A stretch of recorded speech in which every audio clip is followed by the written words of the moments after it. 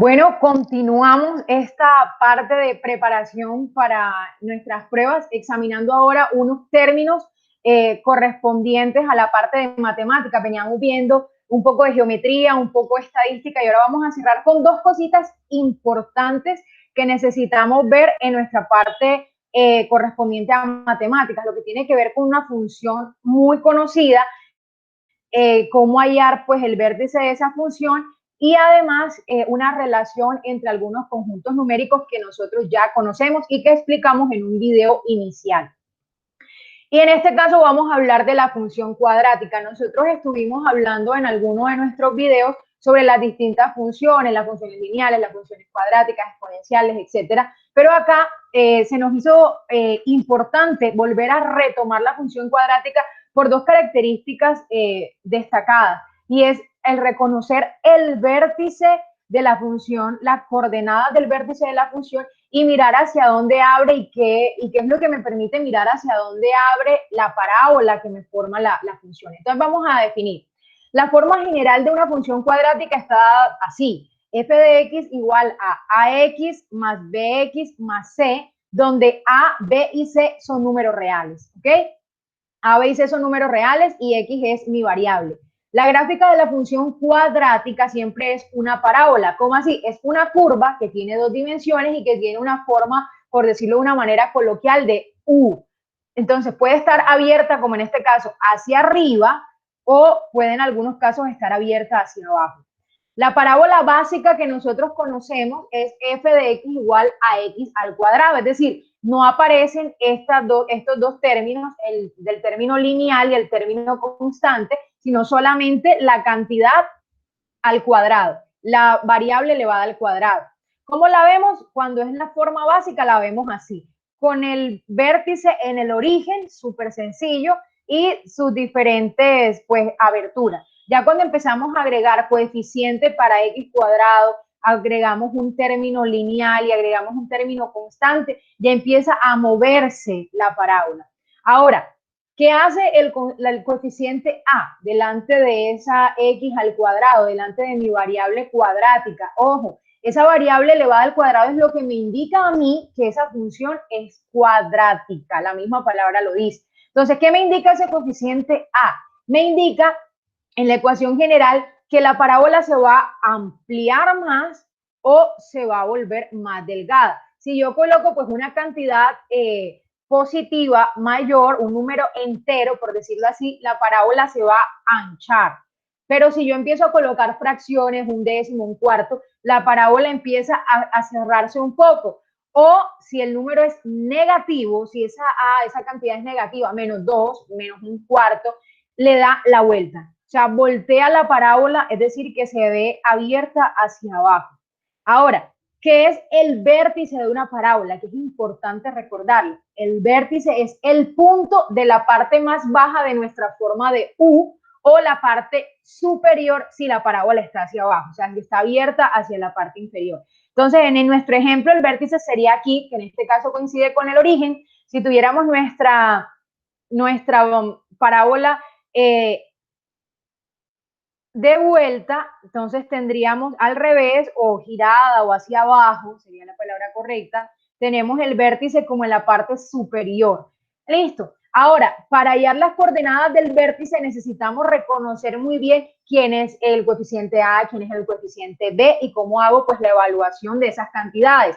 Entonces, el vértice está dado por un punto y los puntos están expresados como una coordenada con una abscisa y una ordenada, una cantidad en el eje X y una cantidad en el eje Y.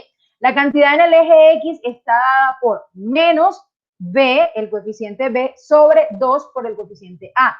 Y la coordenada en Y está dada por la evaluación de la función en la coordenada que me dio en X. ¿Cómo así? Vamos a ver un ejemplo. Nos piden hallar el vértice de esta función. Lo primero que yo tengo que hacer es recordar cuáles son mis coeficientes. El coeficiente que acompaña a x al cuadrado en este caso es 1, porque no está visible delante de la x cuadrada. Entonces 1, mi b es 4 y mi término independiente es 3. Recordemos cómo está dada la fórmula pues para hallar la coordenada del vértice, menos b sobre 2a, y en y es la evaluación de esta coordenada. ¿Cómo hallamos entonces el menos b sobre 2a? Listo, ¿quién es b? Sabemos que es 4. ¿Quién es a? Ya dijimos que era 1. Entonces tenemos menos 4 sobre 2 por 1, esto sería menos 4 medios, 4 entre 2, 2, negativo porque tenemos un menos ahí adelante. Quiere decir que el valor para el vértice en esta primera coordenada en X es igual a menos 2. Ya tengo la primera parte. Ahora, ¿cómo hallo esta segunda parte? Lo que tenemos acá. F evaluado en ese punto. Ya sabemos quién es menos B sobre 2A. Es menos 2. Entonces vamos a hacer la evaluación de eso. Entonces, ojo, ¿en qué consiste evaluar? Reemplazar. Donde estaba X, voy a reemplazar por el valor que me dio, menos 2. Entonces yo empiezo. F de menos 2 va a ser, donde estaba X, coloco menos 2 al cuadrado más 4 por menos 2 más 3. Entonces yo tengo menos 2 al cuadrado es 4, más por menos menos, 4 por 2, 8, más 3. Entonces luego tengo 4 menos 8 más 3. Entonces yo tengo 4 menos 8 menos 4, menos 4 más 3, signos distintos se restan, se coloca el número del mayor valor en valor absoluto, sería el menos 4, entonces me quedaría menos 4 más 3, menos 1. Entonces, el valor para y sería menos 1. Por tanto, el vértice de esta parábola que tengo aquí dibujada sería escrita, es menos 2, menos 1. Si yo hago la gráfica, entonces voy a tener que mi vértice estaría exactamente en menos 2, menos 1, estaría exactamente aquí donde estoy colocando el puntero. Y estaría abriendo hacia arriba porque el acompañante o el coeficiente de x al cuadrado es positivo. Eso era lo más importante que quería recordar sobre la función cuadrática.